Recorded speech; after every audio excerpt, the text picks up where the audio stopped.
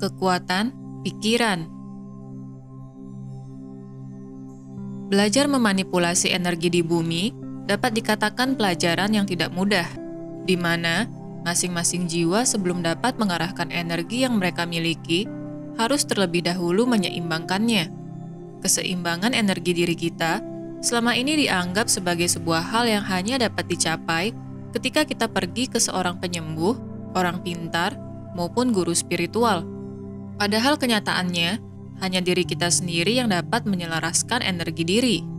Hal-hal di luar diri seperti penyembuhan melalui suara, energi orang lain, maupun ritual menggunakan air atau api, sebenarnya hanya membantu pada tingkatan tertentu, di mana ritual atau kegiatan yang berasal dari luar diri ini membantu kita menyadari bahwa terdapat lapisan energi lain di luar tubuh fisik yang harusnya kita seimbangkan.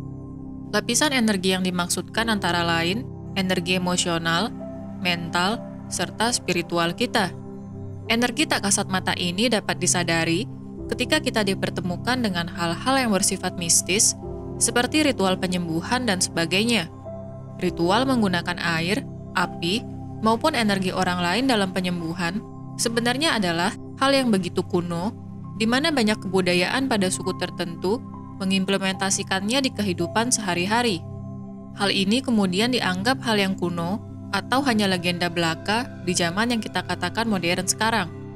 Pada tingkat intelektual leluhur kita yang terdahulu, menyeimbangkan energi diri dengan bantuan orang lain atau ritual mungkin sangat membantu umat manusia.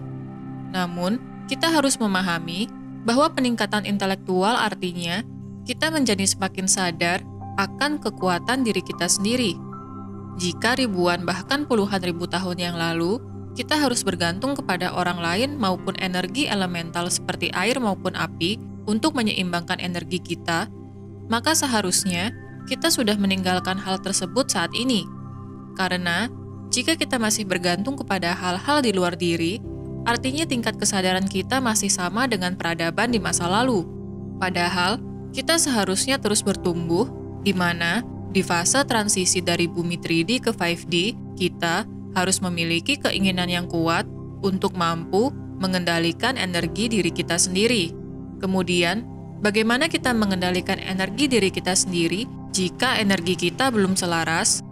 Hal yang paling banyak dialami oleh orang-orang yang ingin meningkatkan kesadaran adalah terlalu menggunakan logika atau intelek mereka, di mana mereka mencari tahapan yang benar dengan terus-menerus bertanya dan ingin dituntun oleh seseorang. Padahal, kita memiliki kebebasan untuk mencoba berbagai hal yang kita rasa perlu kita alami dalam perjalanan kebangkitan spiritual kita. Artinya, kita harus lebih mendengarkan kata hati kita sendiri, di mana ketika kita ingin mencoba berbagai metode penyembuhan, kita dapat melakukannya tanpa harus mendapatkan konfirmasi dari orang lain. Karena ini adalah karma kita sendiri, di mana apapun yang kita lakukan akan kembali kepada kita. Kita tidak dapat meminta orang lain memutuskan apa yang seharusnya kita lakukan di fase perjalanan spiritual. Kebingungan mungkin kita alami, namun kita harus menguatkan pikiran kita sendiri, di mana kita meyakini bahwa semua jawaban yang kita cari sebenarnya ada di dalam diri kita dan akan hadir di waktu yang tepat. Artinya, ketika kita mencari jawaban, mungkin hal ini akan hadir melalui sinkronisitas sesuai dengan ketepatan waktu ilahi.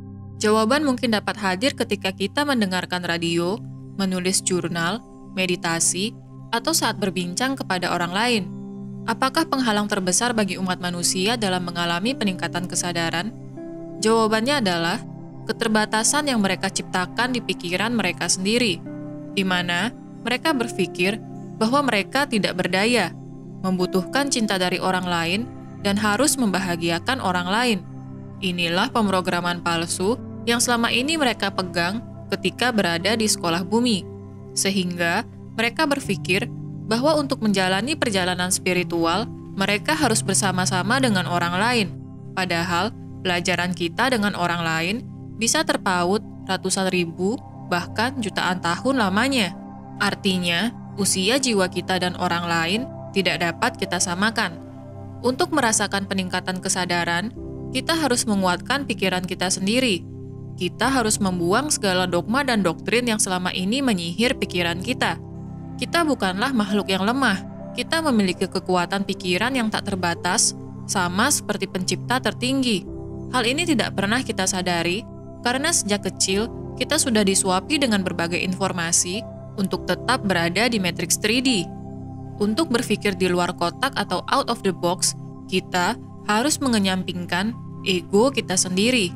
Ketika kita sudah mengosongkan diri kita dari berbagai trauma masa lalu, dogma, maupun doktrin, kita akan merasakan kebebasan yang sesungguhnya, di mana hal ini hanya bisa kita alami ketika kita memegang kendali penuh akan pikiran kita sendiri.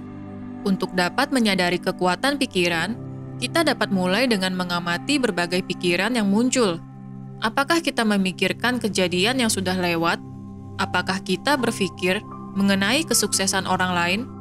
Apakah kita berpikir bagaimana orang lain melihat diri kita?